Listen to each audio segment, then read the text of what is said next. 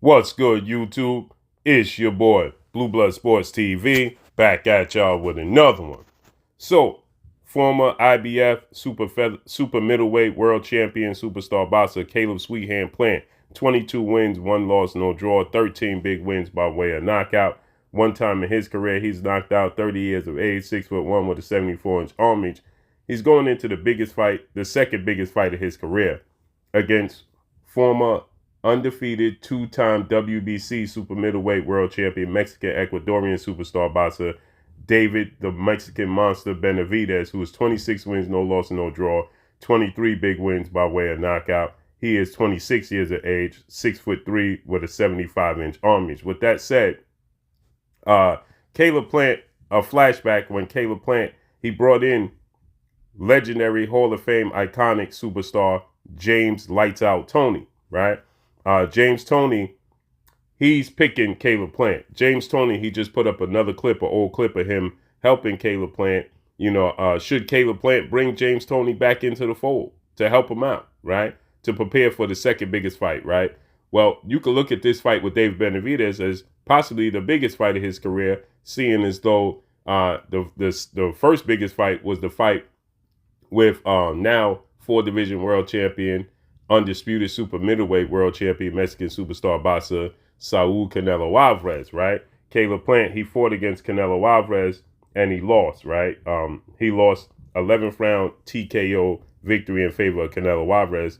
And so with that said, this is a way for Caleb Plant to cement himself and say, listen, it wasn't a fluke, and that, I had a bad night against Canelo Alvarez, right?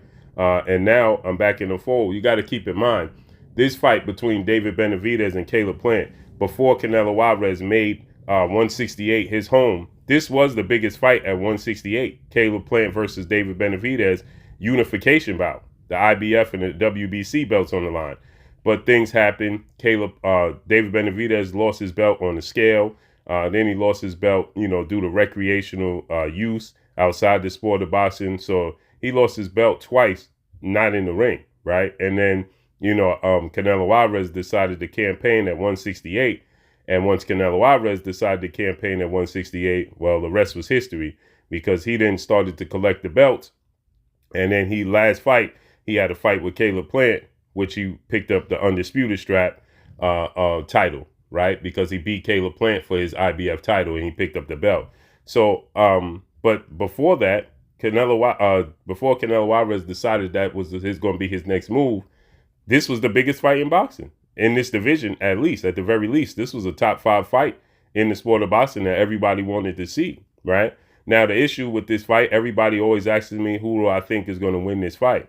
And I can't give a solid answer or who I think is going to win the fight, because I feel like it's the tale of two fights, right? It's the fight where we don't know what's going to happen with Caleb Plant. See, we know what we're going to get from David Benavidez, right? He's going to be aggressive. He's going to press forward. He's going to be very, very active. He has, a very high volume. He's durable. He has fast hands. He's a pressure fighter, and he has power. We know what we're going to get from David Benavidez every single fight. He's going to be consistent with who he is. We don't know what we're going to get from Caleb Plant, right? The problem with Caleb Plant is he's been having durability issues, right? When he beat Jose Uzcategui, okay, that was the biggest win in his career at the time for the belt. That was back in January 2019, and he won a unanimous decision to pick up the IBF strap. But even in that fight, in the second half, now he had broke his hand going into the fight, and the fight had to be postponed and pushed back. But when it finally happened, he dropped Uzcategui twice. He was outboxing him. But then you look at the second half of the fight, and in the second half of the fight, Caleb Plant, he was struggling, with his durability, his endurance, right? And as the fight played on, Uzcategui was let back into the fight, right? And he started to come on Uzcategui in the second half, but Caleb Plant weathered the storm and got the victory. Now, and you fast forward to 2021, November 2021, when he fought against Canelo Alvarez, that same stamina issue and durability issue, it arose once again in the second half of the fight. In the first half, he was having a great fight, great game plan, outboxing Canelo Alvarez, using movement, using his jab, using his boxing ability, his athletic ability staying out the way. But then in the second half, Canelo Alvarez started to catch up to him. He started to fade. And ultimately, in the 11th round, he got TKO'd. Okay. Now, in this fight with Anthony Durrell, different story. He was staying consistent. His durability was there. His stamina was there. And then he ended up knocking out Anthony Durrell in the 9th round of the fight.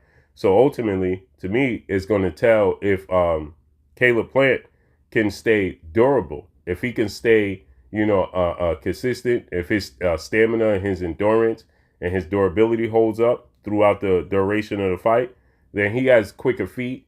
He just has just as quick hands. He's very precise with his ability to box. His jab, his punch selection is very precise. And he could possibly outbox David Benavidez, right?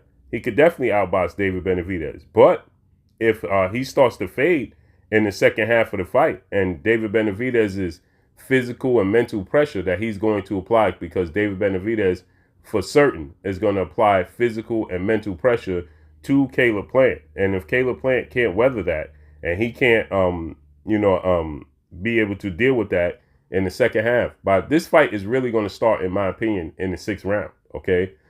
In the first 5 rounds, I believe that he's going to be outboxing David Benavidez. I think his movement, David Benavidez doesn't have the best defense in the world, but he's consistent at what he does and apply pressure physically and mentally to his opponents, right?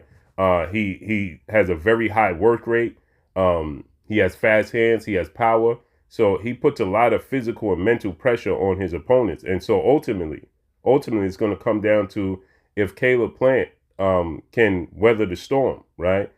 Because that storm is going to come for all 12 rounds. But in the 6th round, it's going to be the ultimate truth teller. That's going to start the actual fight, just like it did when Caleb Plant fought against Canelo Alvarez. That's when the actual fight started. The same situation when he fought Jose Uzcategui. And if he starts to fade in that second half of the fight, then guess what? He's going to get stopped. Now, I like the idea of bringing in James Toney, and this is no knock to his team. He has Coach Larry Wade, strength and conditioning coach, is going to have him up to par. I think it's more of a mental thing than it is a physical thing. I think that, Coach Larry Wade is going to have him physically in the best shape of his life, right? The problem is mentally, he's going to fatigue mentally. That's where the problem starts to sink in, right? That's where the problem lies. And I think that, ultimately, if he's able to, mentally, deal with, David Benavidez's pressure and onslaught, then he can win this fight running away. I think that he can outbox David Benavidez. I like the idea. And the reason I say I like the idea of James Toney and what James Toney brings, because he doesn't use a lot of energy. Right, James Toney makes you miss in a phone booth. Right, he don't exert a lot of energy. He's not putting, he's not utilizing the ring. Caleb Plant is going to be utilizing the ring a whole lot. Okay, he's going to use a lot of movement, a lot of angles, a lot of different,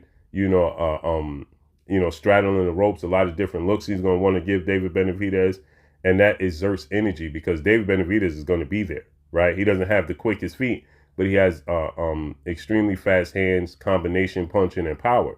And he's durable. He's very aggressive, and he's very consistent. And now on top of that, he's very, very determined. Okay, and so the idea that James Toney brings to the table that made me say, you know what? When James Toney put this clip up on social media when he was helping Caleb Plant out, I thought to myself, this would be a good idea to help Caleb Plant stop using so much movement to be able to slow the fight down, right? That's where he struggled when he stopped moving so much against Canelo Alvarez and he started standing in front of Canelo Alvarez, and Canelo Alvarez was putting that physical and mental pressure on him, and he was unable to, weather that storm, right? Because he started to fatigue, then he started to get caught.